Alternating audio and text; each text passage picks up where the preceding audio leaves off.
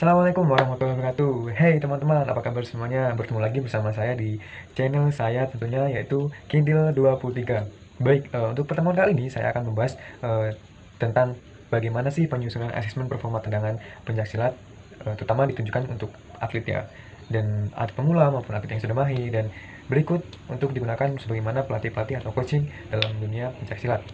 Nah, simak video saya sampai selesai, jangan di skip, jangan beralih ke video lain sampai benar-benar menguasai dalam ilmu bela diri.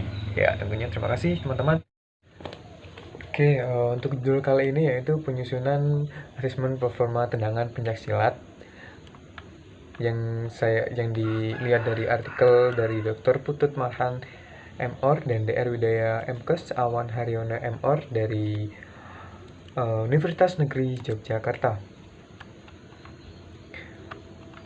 Baik, performa asesmen yang disusun seharusnya memperhatikan adalah sikap pasang yang meliputi pandangan mata, sikap togok, posisi lengan, pandang mata, dan posisi kuda-kuda atau pada posisi kaki tumpu. Yang kedua yaitu pelaksanaan yang meliputi posisi kaki tumpu sesaat menjelang take off forward dan perkenaan pada sasaran yaitu impact dampaknya ya. Dan yang ketiga yaitu sikap akhir yang meliputi pandangan mata, sikap togok, posisi lengan, dan posisi kuda-kuda. Kaki tumpu terdiri dari bagaimana tendangan ini terdiri dari tendangan depan, tendangan sabi, tendangan samping, dan tendangan belakang yang paling sering digunakan. Untuk selanjutnya yaitu tahap gerakan yang harus dilakukan. Yang pertama yaitu sikap pasang, yang kedua sikap pelaksanaan atau take off, forward, dan impact. Dan yang ketiga yaitu sikap akhir atau backward dan sikap siap. Pencaksilat. Adapun teknik dasar dan pencaksilat meliputi kuda-kuda, sikap pasang, sikap pola langkah, teknik balasan atau tangisan, teknik sasaran, pukulan, sikuan maupun tendangan. Teknik bantingan, jatuhan. Pencaksilat dalam kategori tanding merupakan olahraga body contact sehingga memerlukan kemampuan yang sangat diperlukan dalam pertandingan ini ya teman-teman. Kemampuan biomotor yang sangat tinggi diperlukan dalam dunia pencaksilat.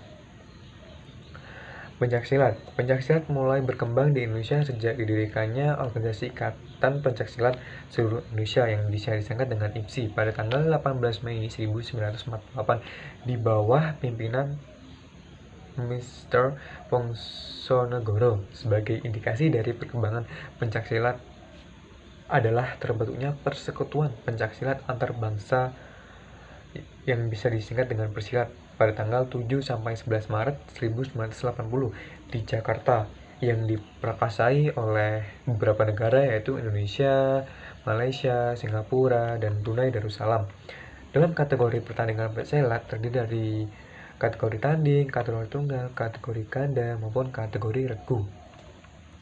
Pertandingan pencaksilat dapat dibedakan menjadi 5 golongan, yaitu yang pertama pertandingan golongan usia dini yang biasa umurnya itu 10 sampai dengan 12 tahun, dan yang kedua golongan remaja untuk putra dan putri umur 12 sampai 14 tahun, dan yang ketiga golongan remaja yang kedua tadi pra remaja ya teman-teman, maaf salah.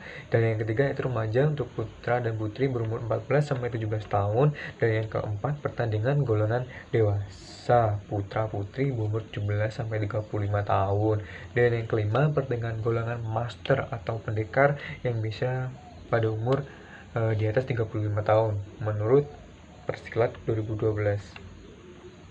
Macam-macam teknik tendangan. Agung Nugroho 2005 berpendapat menunjukkan bahwa persentase jenis-jenis teknik yang digunakan pesilat selama pertandingan 3 babak secara berturut-turut adalah sebagai berikut. Yang pertama, teknik tendangan sebesar 44%, yang kedua teknik pukulan sebesar 33%, yang ketiga teknik jatuhan dengan tangkapan sebesar 14%, yang keempat teknik jatuhan sebesar 5%, yang kelima yaitu teknik tendangan dengan bahasan sebesar 3%, dan yang keenam teknik pukulan dengan bahasan sebesar 1%. Teknik tendangan adalah suatu upaya atau proses yang dilakukan dengan menggunakan tungkai baik bertahan maupun menyerang untuk memperoleh nilai sebanyaknya selama dalam pertandingan. Nilai yang diperoleh melalui teknik tendangan, yaitu teknik tendangan juga dapat memperoleh nilai 3 apabila pesilat dapat melakukan teknik tendangan yang masuk pada sasaran sehingga mengakibatkan lawan terjatuh dalam arena pertandingan. 2 atau 1+2. Nilai 2 diperoleh apabila pesilat dapat melakukan tendangan dan masuk pada sasaran yang telah ditentukan dengan menggunakan power, sedangkan nilai 1+2 diperoleh apabila pesilat dapat melakukan hindaran, elakan, atau tangkisan. Selanjutnya dapat melakukan counter atau balasan dengan menggunakan teknik tendangan dan masuk pada sasaran yang diinginkan dengan menggunakan power persilat. Ditinjau dari persilat tahun 2012. Yang kedua yang selanjutnya yaitu jenis teknik tendangan. Menurut John Hanshaw 2004 mengklasifikasikan teknik tendangan dalam beberapa jenis, diantaranya tendangan lurus, tendangan tusuk, tendangan kepret, tendangan jajak, tendangan gajul, tendangan T, tendangan celorong, tendangan belakang, tendangan kuda, tendangan taji, tendangan sabit, tendangan baling, tendangan bawah, dan tendangan gejik. Menurut Agung Nugroho 2001 membagi tendangan menjadi 4 jenis berdasarkan perkenaan kaki dengan sasaran, yaitu tendangan depan adalah tendangan yang menggunakan punggung, telapak, ujung telapak, dan tumit di kaki. Yang kedua yaitu tendangan samping atau T adalah tendangan yang menggunakan sisi kaki, telapak kaki, dan tumit. Yang ketiga yaitu tendangan belakang adalah tendangan yang menggunakan telapak kaki dan tumit kaki. Dan yang keempat yaitu tendangan busur sabit adalah tendangan yang menggunakan punggung, ujung telapak kaki.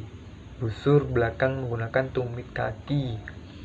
Untuk selanjutnya yaitu tendangan depan adalah teknik tendangan yang dilakukan dengan menggunakan sebelah kaki dan tungkai dengan lintasan ke arah depan sehingga posisi badan menghadap ke arah sasaran.